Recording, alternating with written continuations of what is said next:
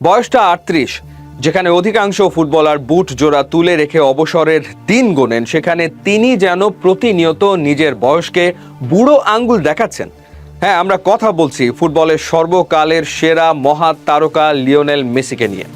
২০২৬ বিশ্বকাপের প্রথম ম্যাচে নামার আগে যার ফিটনেস নিয়ে ছিল হাজারো প্রশ্ন, সেই লিওনেল মেসি আলজেরিয়ার বিপক্ষে নিজের ২০০তম আন্তর্জাতিক ম্যাচটিকে বানিয়ে রাখলেন এক অবিস্মরণীয় মহাকাব্য। কেবল ব্যাক টু ব্যাক বিশ্বকাপ জয়ের মিশনই শুরু করলেন না, পুরো ফুটবল বিশ্বকে আরও একবার মনে করিয়ে দিলেন তিনি কেন অনন্য, কেন তিনি সবার চেয়ে আলাদা। ম্যাচের পর খোদ আর্জেন্টিনার কোচ লিওনেল স্কালোনিও ভাষা হারিয়ে ফেলেছেন তাঁর প্রশংসা করতে গিয়ে। কি এমন করলেন মেসি এই ম্যাচে, কেমন ছিল তার সেই অতি মানবীয় পরিসংখ্যান? এই ম্যাচে মেসি যা করেছেন তা এক কথায় অবিশ্বাস্য। কেবল গোল করাই নয়, পুরো ম্যাচে আক্রমণ ভাগ থেকে শুরু করে রক্ষণ ভাগ সবখানেই ছিল তার একচ্ছত্র আধিপত্য। পুরো ম্যাচে তিনি একাই নিয়েছেন সবচেয়ে বেশি ৬টি শট, প্রতিপক্ষের ডিবক্সে বল স্পর্শ করেছেন সবচেয়ে বেশি ৪ বার। কিন্তু আসল চমকটা ছিল তার ওয়ার্ক রেটে। ৩৮ বছরের মেসির পারফরমেন্স দেখে মনে হচ্ছিল মাঠে ১৯ বা ২০ বছরের কোনো তরুণ তুর্কি খেলছেন। আর্জেন্টিনার হয়ে সেদিন মাঝ মাঠে রদ্রিগো ডি পল এবং এনজো ফার্নান্দেজের মতো তরুণদের পরেই সবচেয়ে বেশি ট্যাকল করেছেন স্বয়ং লিওনেল মেসি। মাঝ মাঠের তীব্র লড়াইয়ে তিনি একাই ৩টি ডুয়েল জিতেছেন এবং সতীর্থদের উদ্দেশ্যে ফাইনাল থার্ডে বাড়িয়েছেন ৭টি নিখুঁত পাস। অর্থাৎ আক্রমণ গড়া থেকে শুরু করে প্রতিপক্ষের আক্রমণ রুখে দেওয়া, মাঠের প্রতিটি ঘাসে সেদিন মিশেছিল মেসির পায়ের জাদু। নিজের ২০০তম আন্তর্জাতিক ম্যাচকে এর চেয়ে রাজকীয়ভাবে আর কোনো ফুটবলার রাঙাতে পেরেছেন বলে ফুটবল ইতিহাস মনে করতে পারে না। এই ম্যাচের সবচেয়ে বড় হাইলাইট ছিল মেসির ট্যাকটিক্যাল পজিশনিং।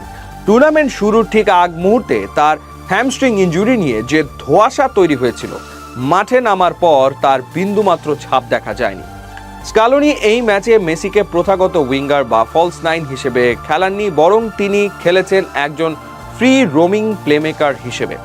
আলজেরিয়ার ডিফেন্সিভ মিডফিল্ডাররা যখনই মেসিকে ব্লক করার চেষ্টা করেছে, তখনই তিনি নিখুঁত সব ওয়ান টাচ পাসে প্রতিপক্ষের রক্ষণভাগ ভেঙে চুরমার করে দিয়েছেন।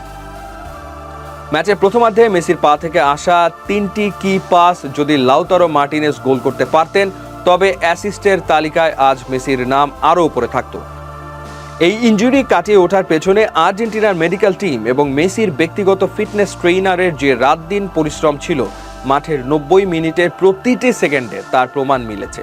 ম্যাচের পর ফিফাকে দেওয়া এক সাক্ষাৎকারে আর্জেন্টিনার মাস্টারমাইন্ড কোচ লিওনেল স্কালোনি আবেগ আপ্লুত হয়ে পড়েন। তিনি বলেন, লিওনেল মেসিকে বর্ণনা করার মতো কোনো ভাষা আমার জানা নেই।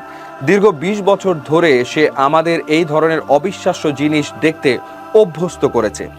যেই তার খেলা দেখে সেই অনুপ্রাণিত হয়। স্কালোনি আরও জানান, দল এখন দারুণ ফর্মে আছে এবং তারা ম্যাচ বাই ম্যাচ এগোতে চান যেন পরবর্তী ম্যাচ জিতেই নকআউট পর্বের টিকিট নিশ্চিত করা যায়। তবে এই বিশ্বকাপে মেসির সামনে রয়েছে এক অপূর্ণতা ঘোচানোর বড় সুযোগ। ফুটবল ক্যারিয়ারে সম্ভাব্য সব ট্রফি আর ব্যক্তিগত পুরস্কার জিতলেও মেসির ক্যাবিনেটে একটি জিনিস কিন্তু এখনো নেই, তা হলো বিশ্বকাপের গোল্ডেন বুট। বিশ্বমঞ্চে এটাই মেসির লাস্ট ডান্স বা শেষ বিশ্বকাপ।